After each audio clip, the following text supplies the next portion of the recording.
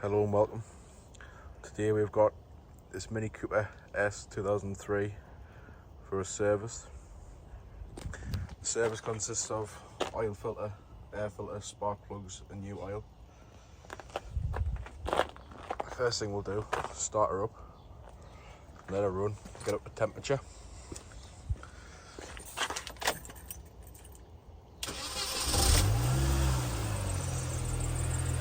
We'll leave this running for around 10 to 15 minutes so that the oil heat up.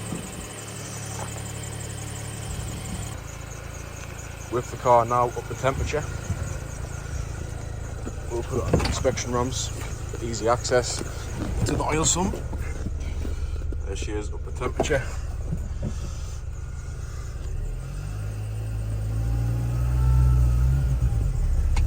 And what we'll do, put the handbrake on, put it in gear, turn the engine off and pop the bonnet.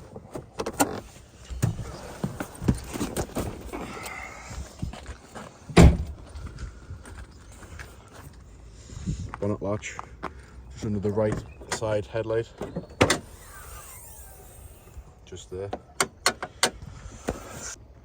This is the supercharged engine, so we'll have one nice big intercooler port on the top. We'll first start off by cracking the oil cap, pulling the dipstick,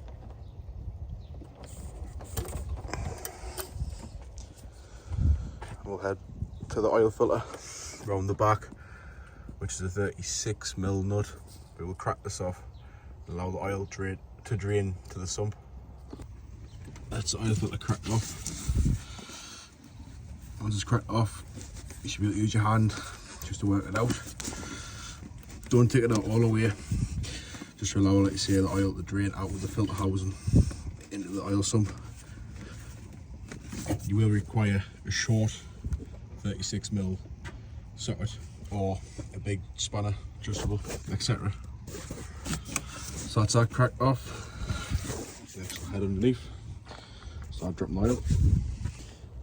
Once under the car, what we do need to do is crack off the 13mm sump plug.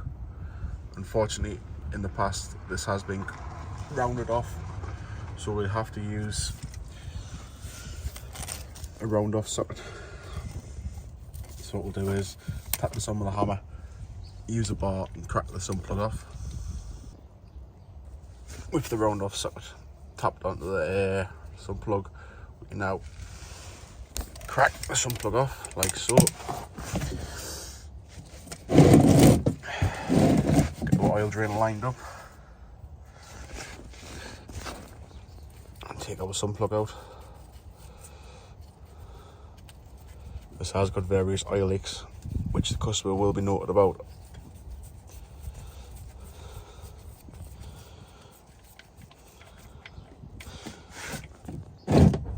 That's the oil draining. Let it drain for about 5 minutes. That's oil dropped. It's been dripping for about 5 minutes. You're not going to get all the oil out of the sump. I've got a new sump plug to go in.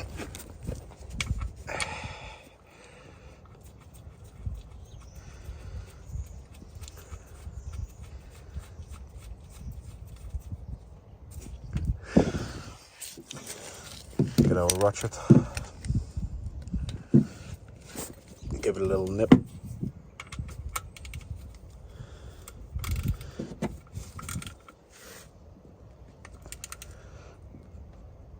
It's like so. We'll clean the bottom of the sump off around the oil, around the sump plug. It's breaking it.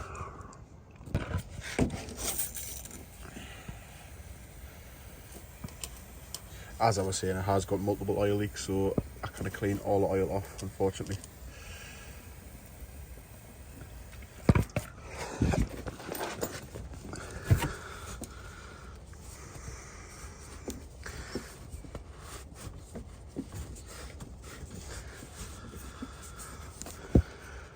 Just to make it look presentable.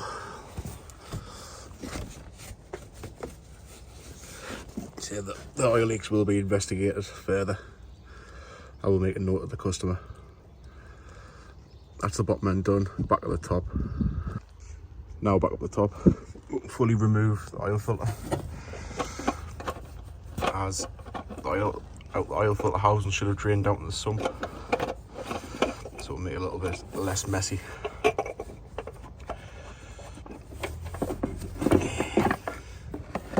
That's oil filter out.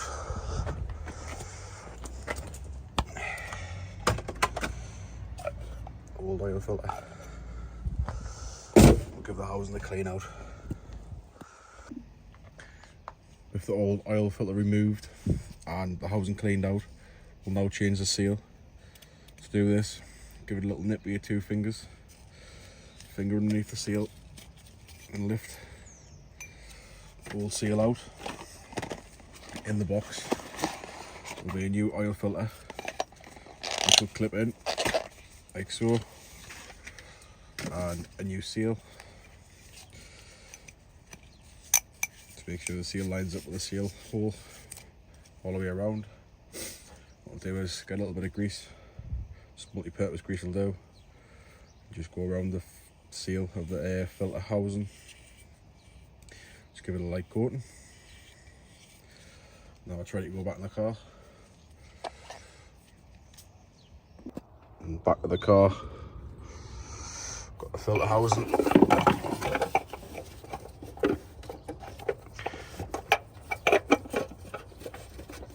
Thread it in.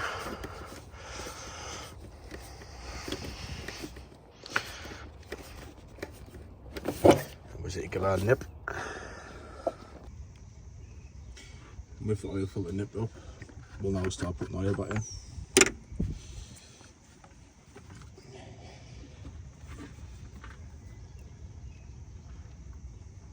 I believe online it takes around 4.2 to 4.8 litres.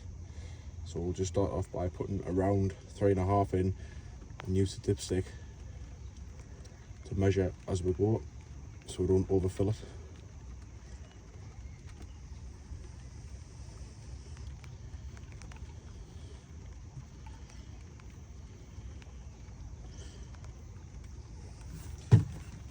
So that's around 3.5 litres in. We'll use the dipstick.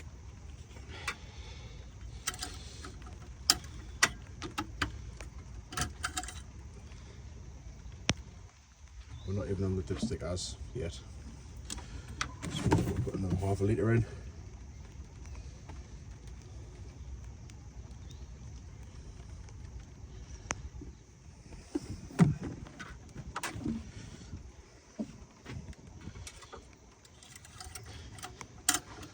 If you don't know how much oil your vehicle does take, like you say, there's a dipstick there, so you can keep measuring as you're filling up.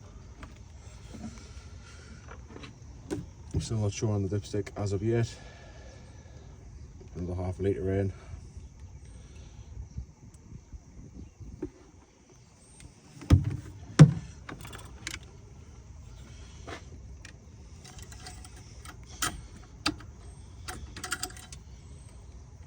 Minimum, just on the minimum.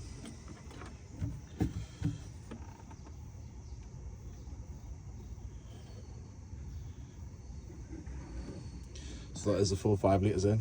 So as online it does say between 4.2 and 4.7 or 8, it actually takes more in this instance.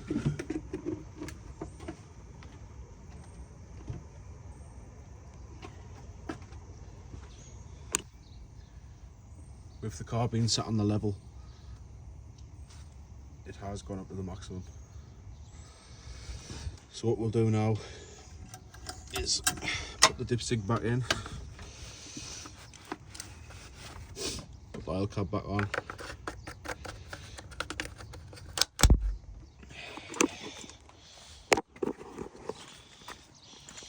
and we'll start her up.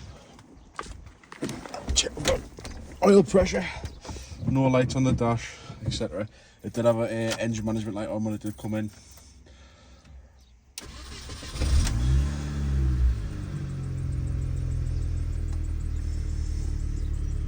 can see the oil light's gone out. It's also got an ABS fault. That was prior to the service. It will we'll be getting a diagnostic to see what the engine management light does here.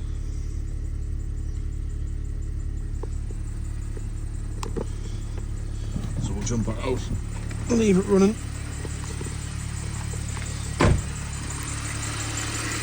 And just check I have no leaks on my oil filter.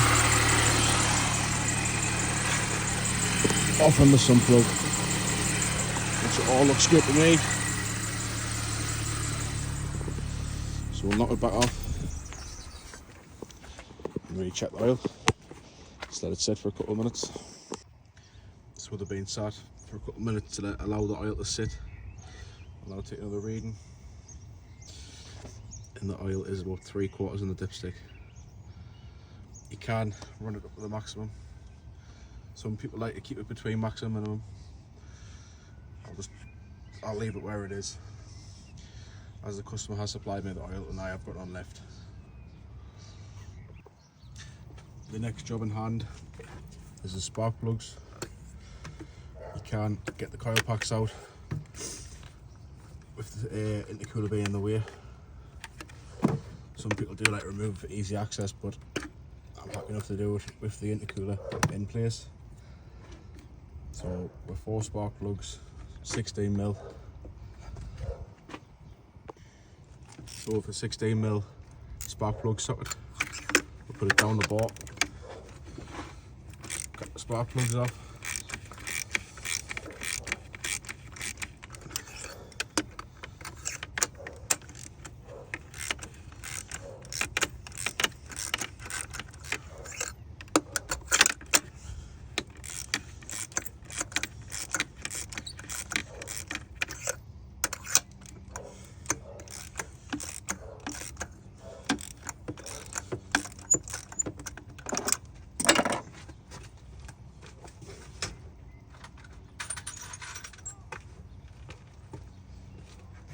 With them all cracked off, we now use an impact gun or driver just to run the spark plugs out.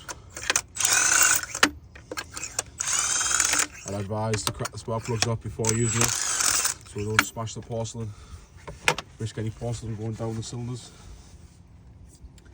Next we'll get our magnet and fish our spark plugs out. As you can see, they are heavily worn. The one heavily worn.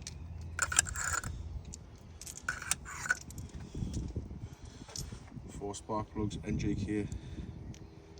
They obviously have been changed in the past, but we'll be getting some more new ones to go in, new fresh ones. Let's put the new spark plugs and drop them in.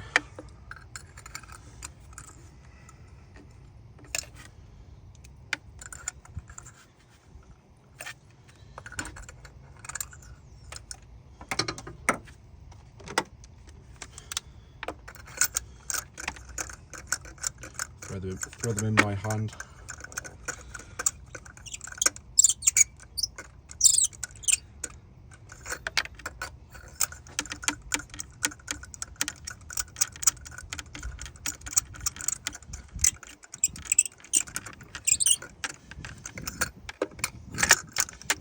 We do use guns to dip them up, but you risk damaging the plug, cracking the porcelain, causing misfires and all sorts.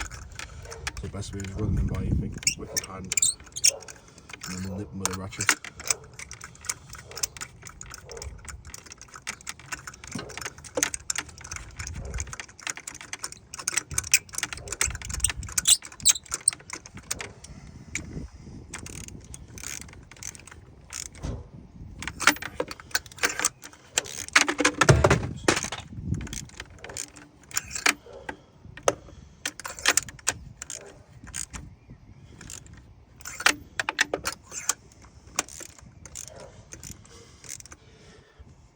Like so. See that we need a little nip.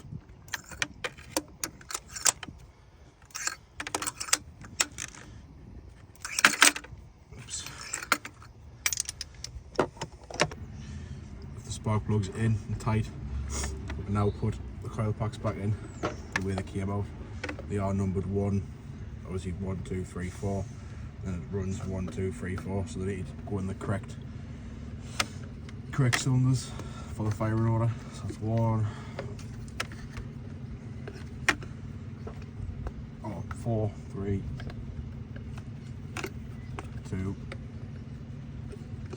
1. It's crucial to get this correct, because if you don't put them in the right cylinders, you will get misfires, etc. Our next job,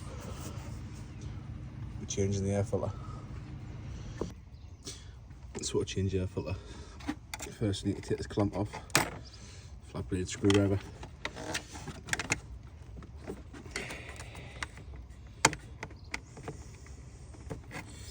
Pull the rubber boot off, like so. T20, 2 T20s to the front of the airbox.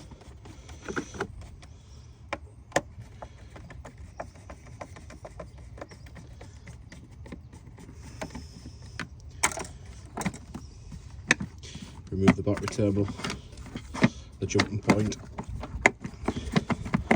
What you do is wiggle the airbox lid off.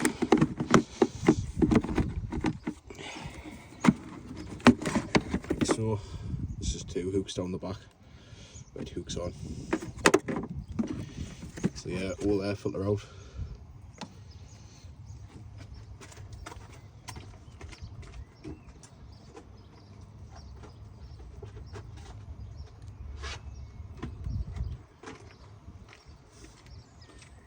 Nice new air filter to go in.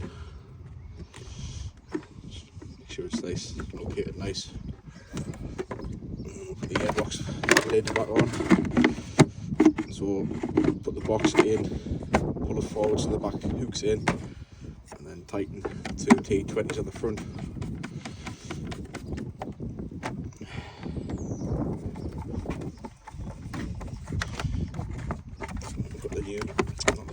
Put the battery terminal back on. It just clips into the airbox. And the air intake boot. Slide that back over. Like so. Get our clip. And rejoin the clip. Like so. That's the air filter done.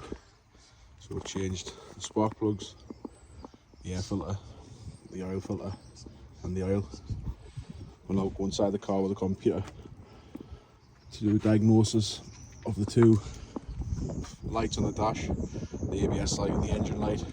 And we'll also reset the service light.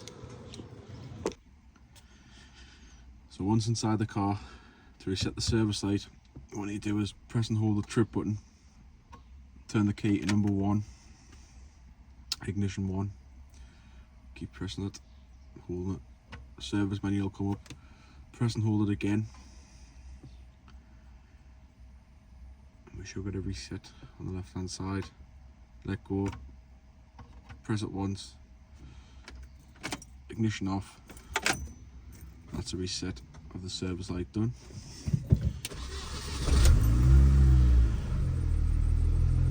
So that is the reset done. We will now plug the computer in to read the engine fault and the ABS fault. To plug a mini into an OBD scanner, below the steering column there is this flap here. Unclip it. It will show the OBD port. So we'll get our tool, scan tool, and plug it in. With the OBD scanner plugged in, we can now read the fault codes. This is the Foxwell NT510 Elite. It's a BMW and Mini specialist computer. It's a really handy bit of kit. Does all the coding of injectors, keys, modules, various things.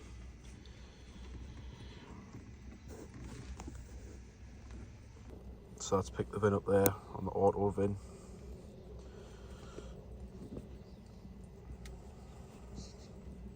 For this to work, you do need the ignition on number 2.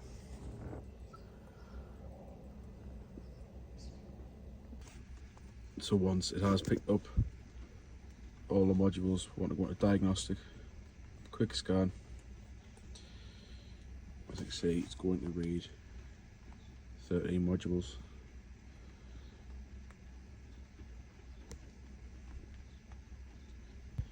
So the computer has just done a run through and it's picked various faults up. So if we go down to engine, absolute pressure intake, manifold pressure input high.